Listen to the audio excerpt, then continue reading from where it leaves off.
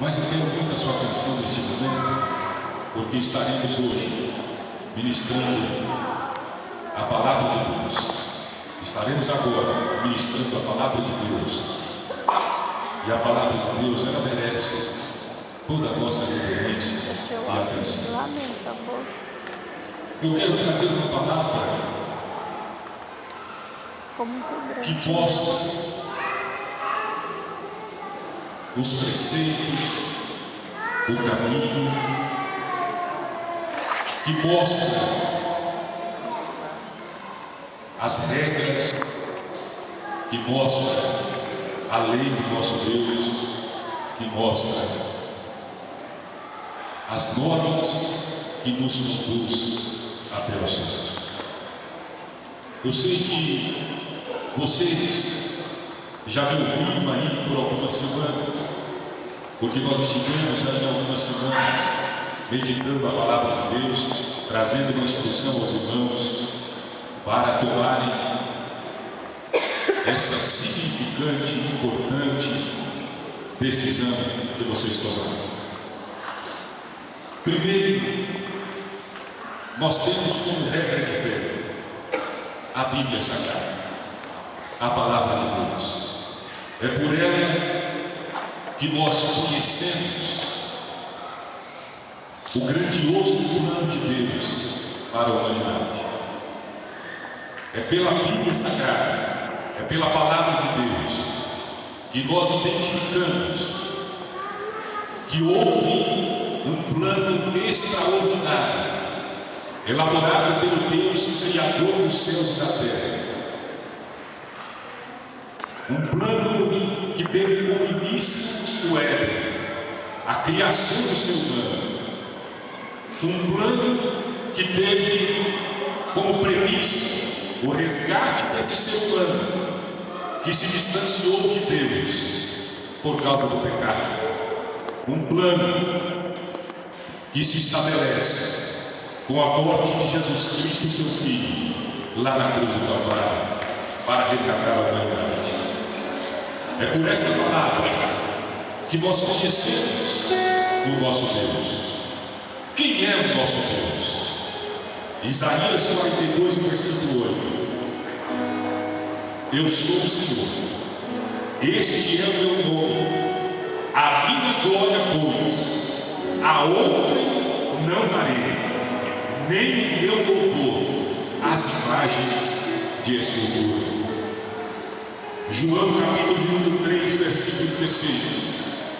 Nós conheceremos melhor ainda este Deus, porque Deus amou o mundo de tal maneira que deu o seu Filho unigênito, para que todo aquele que nele crê não pereça, mas tenha a vida eterna.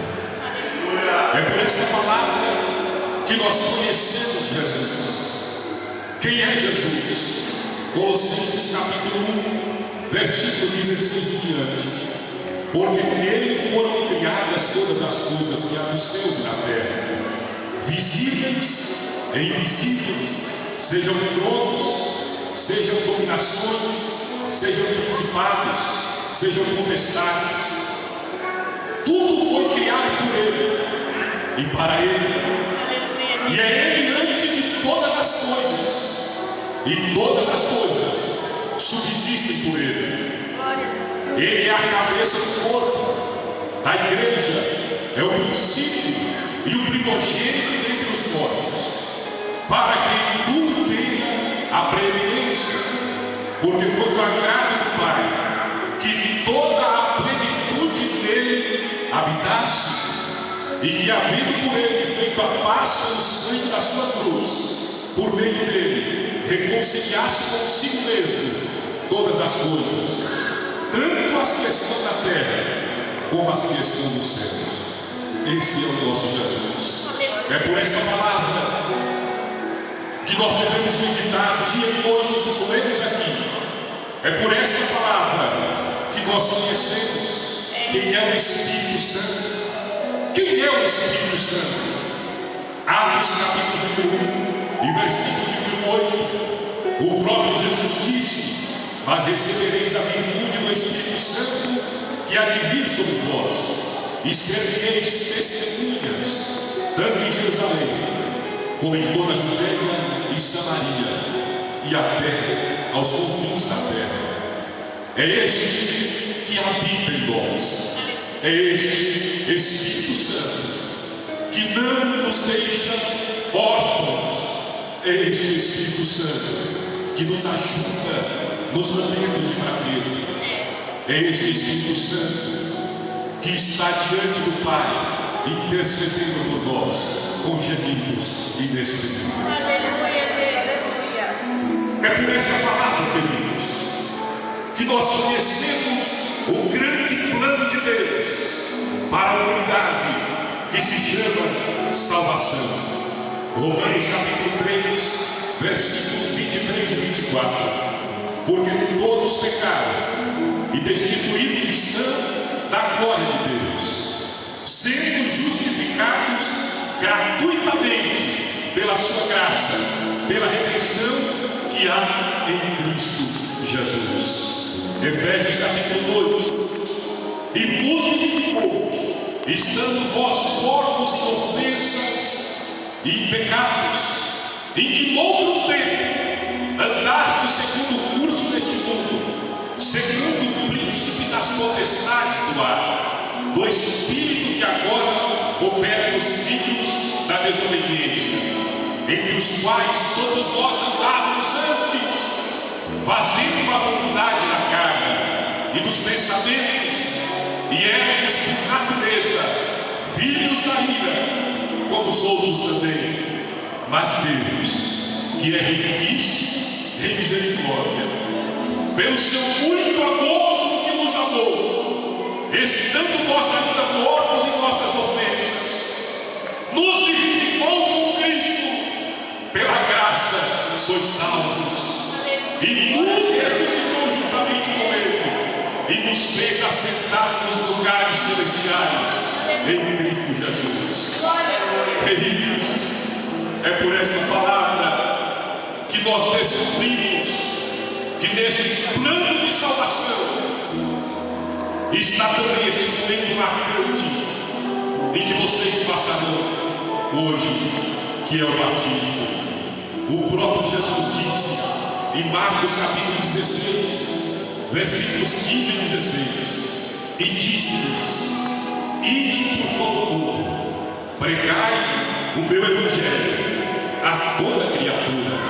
Quem crê e for batizado será salvo, mas quem não crê será condenado. É por esta palavra que nós descobrimos que este plano de salvação traz para nós um novo modo de vida. Carta do apóstolo Paulo aos Coríntios, a segunda carta, capítulo de número 5 e o versículo de número 17. Assim que se alguém está em Cristo, nova criatura é. As coisas velhas já passaram, e eis que tudo se fez novo. Quem está em Cristo é um novo ser. Quem está em Cristo tem uma nova história. Quem está em Cristo tem um novo modo de vida. Efésios capítulo 4, a partir do versículo 22, que quanto ao trato passado, vos despojeis, deixe para trás o velho homem, a velha mulher, a velha criatura, que se corrompe pelas concupiscências do engano, e vos renoveis no espírito da vossa mente, e vos revistais do novo ser, que segundo Deus é criado em verdadeira justiça e santidade. Preste bastante atenção aqui agora. O que é ser cristão? Ser cristão, versículo de número 25, ele deixa a mentira, ele fala a verdade caminho do seu próximo. Sabe por quê? Porque somos membros uns dos outros. Ira e não peca, porque o sol não pode se pôr sobre a sua ira. Sabe o que é isso? O apóstolo Paulo está nos orientando. Se em algum momento da sua vida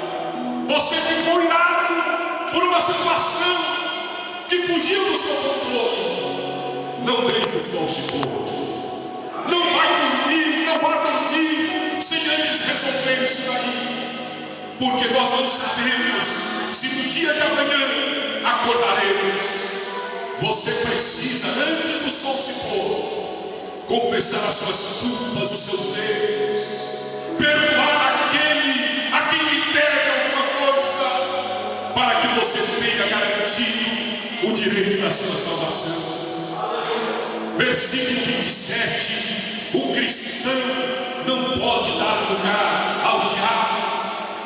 Versículo 28, aquele que furtava não furte mais, antes trabalhe, fazendo com as mãos o que é bom, para que tenha o que repartir com o que tiver necessidade.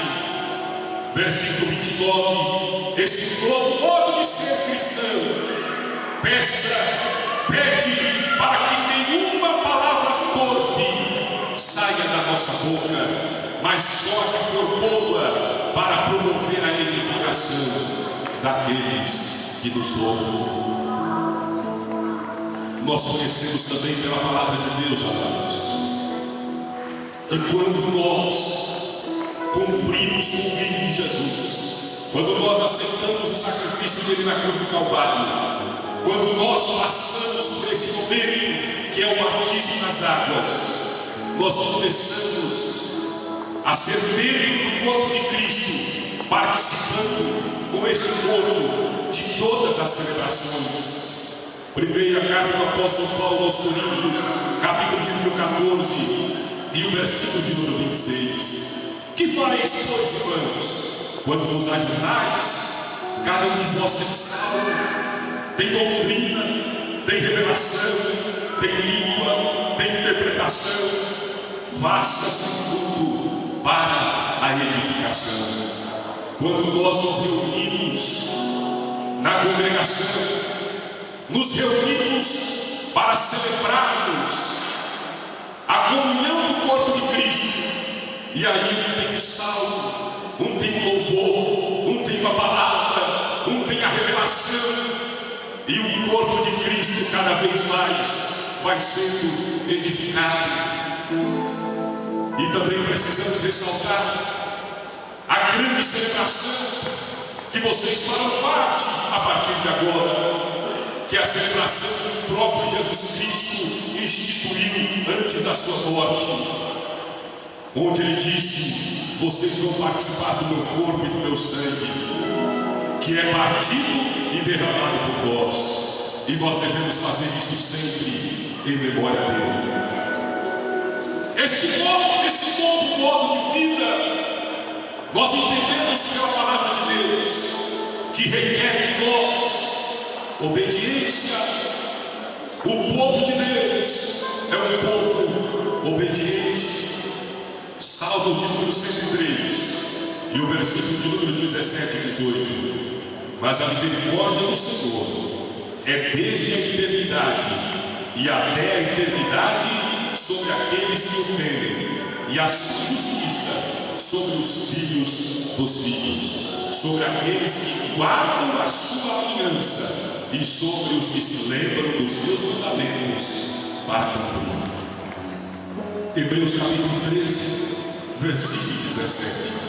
Eu quero muito que vocês sejam abençoados por Deus, mais do que já tem sido. E a obediência, ela traz para nós a bênção de Deus sobre as nossas vidas. Hebreus capítulo 13, versículo 17. Obedecei a vossos pastores e sujeitai-vos a eles, porque velam por vossas almas, como aqueles que hão de dar conta delas, para que o façam com alegria e não gemendo, porque isso não vos seria útil. Se vocês obedecerem este humilde servo de Deus, que Deus colocou aqui para guiá-los até os céus, eu tenho certeza, a palavra de Deus nos garante, vocês serão abençoados. Se este humilde servo de Deus caminhar por dentro desta palavra e vocês obedecerem, vocês serão muitíssimo abençoados. E o apóstolo diz aqui o escritor aos Hebreus diz aqui que vocês obedeçam, para que o pastor conduza vocês com alegria e não gemer. O cristão, a ovelha que traz alegria para o seu pastor, é a ovelha que está contribuindo para que o reino de Deus continue crescendo e frutificando. E se você fizer isso, o reino de Deus vai ganhar muito com o trabalho das suas mãos. Qual a grande finalidade de todo o projeto de Deus para a humanidade?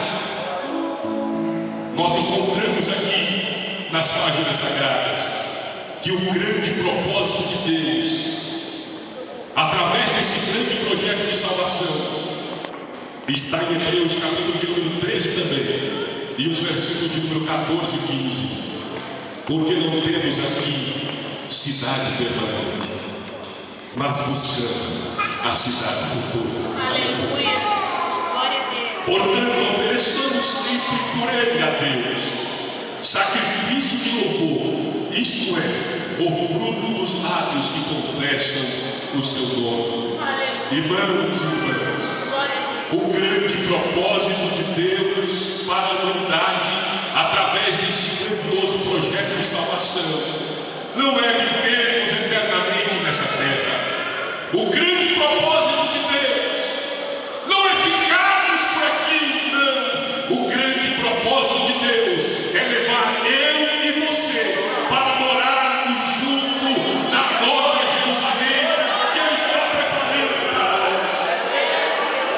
O próprio Jesus disse, João capítulo de número 14, não se turbe os vossos corações, credes em Deus, crede também em mim. Na casa do meu Pai há muitas moradas. Se não fosse assim, eu jamais teria dito para vocês que eu vou preparar-vos lugar. E se eu for preparar-vos lugar, eu virei e vos levarei comigo mesmo, para que onde eu estiver, estejais vós também.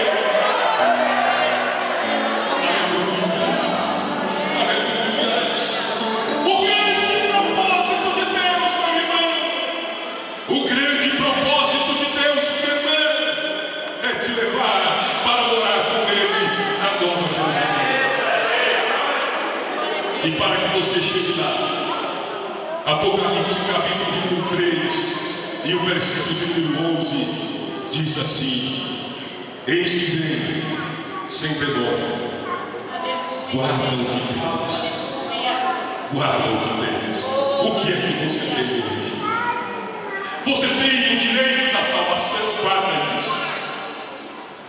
Você alcançou um novo modo de viver, guarda isso. Você alcançou o direito de fazer parte do corpo de Cristo, guarda isso. Eis que vem sem demora. Guarda o que tens, para que ninguém tome a tua coroa. Glória a Deus. Aleluia. Que Deus continue guiando os nossos passos. Queridos,